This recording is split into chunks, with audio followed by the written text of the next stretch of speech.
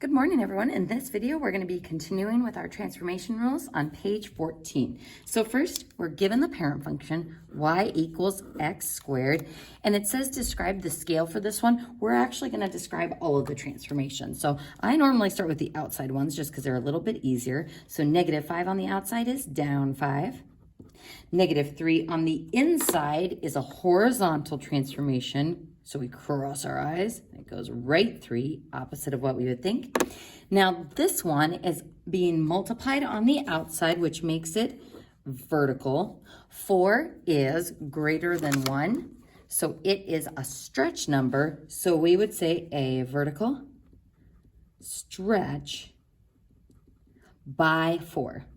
So remember, we have to indicate the direction, vertical or horizontal, stretch or shrink, and then also by what factor it is being stretched or shrunk by. And this is going to help us once we start doing that coordinate point formula.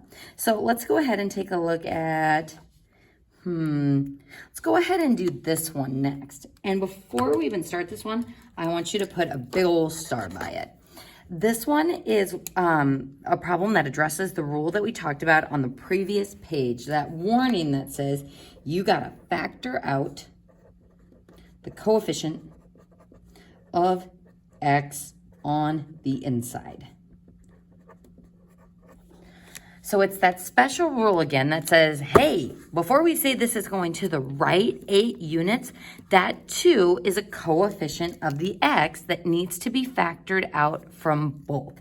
So before we describe any of our transformations, we're going to go ahead and factor that 2 out, being careful that it is still inside the squared function, but outside from my x and now my -4.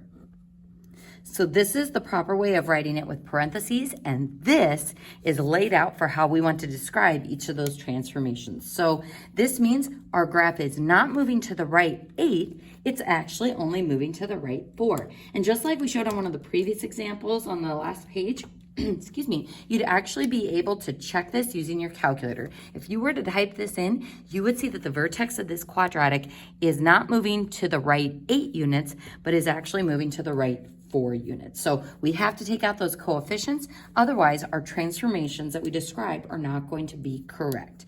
All right, so now we're ready to describe all of the transformations here. So let's go ahead and start with that -5. That's going to move our graph down 5. That -4 is on the inside with x, so it's horizontal, and we cross our eyes. It's going to go in the opposite direction of what we think, so right 4. And now the 2, this is the other part of these problems that sometimes throws students off.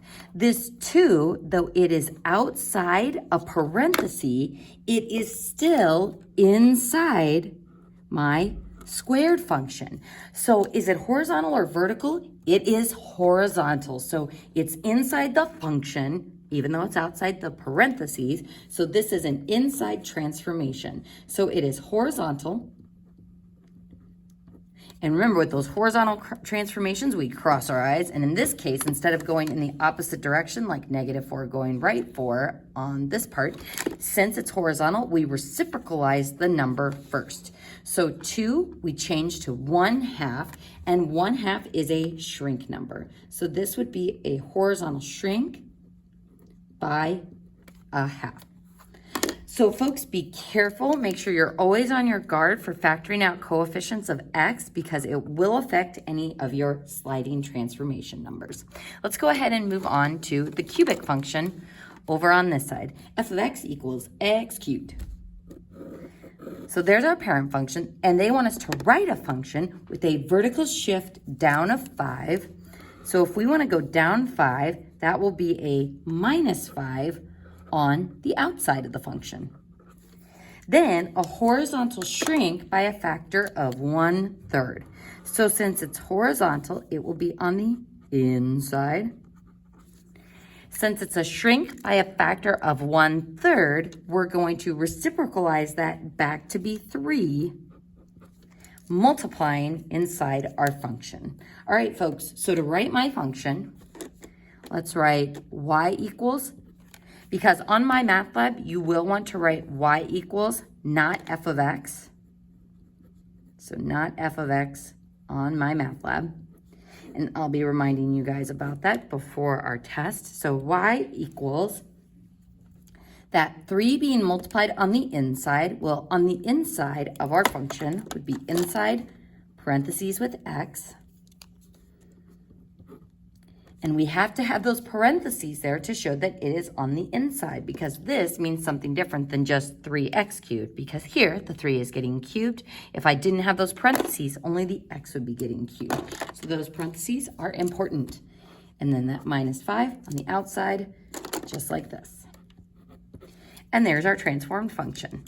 So on your own, see if you can try the next one. Go ahead and pause the video and try it on your own first.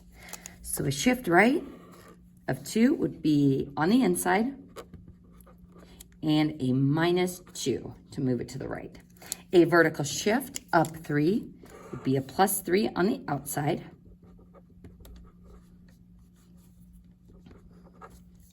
And then a vertical stretch, that's going to be on the outside.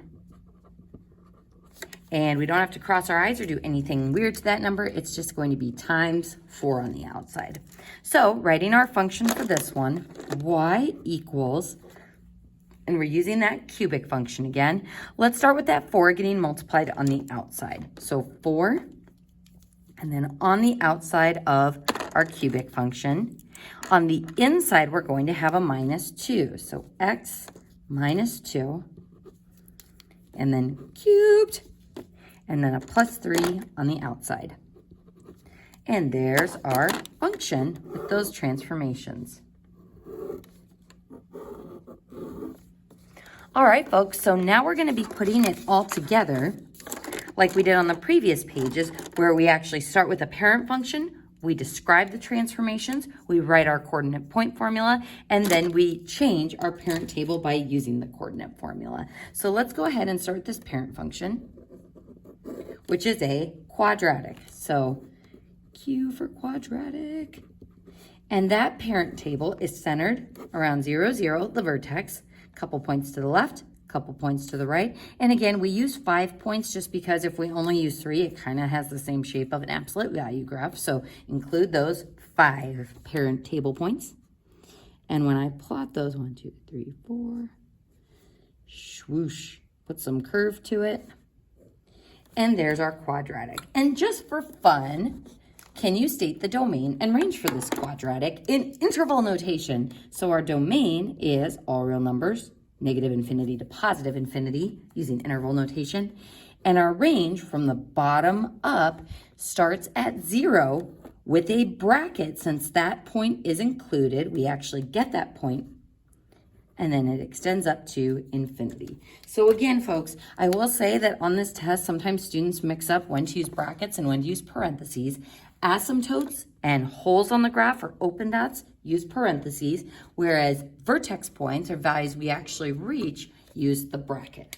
All right, folks, so now moving on to our transformed function, we're going to start by describing the transformations. So this 2 is being multiplied on the outside. So outside means vertical, and I'm just going to start writing V for vertical. Since 2 is greater than 1, that is a stretch number. So a vertical stretch by 2. The negative 5 is on the inside, so we cross our eyes and it goes in the direction opposite of what we would think. So write 5. So careful with that transformation number. So now to write our coordinate formula, which of these transformations are affecting my x values? I'm sorry, it's kind of tough to read that, right? 5. Only the horizontal transformations affect x. So how do I move my x values to the right? 5, x plus 5.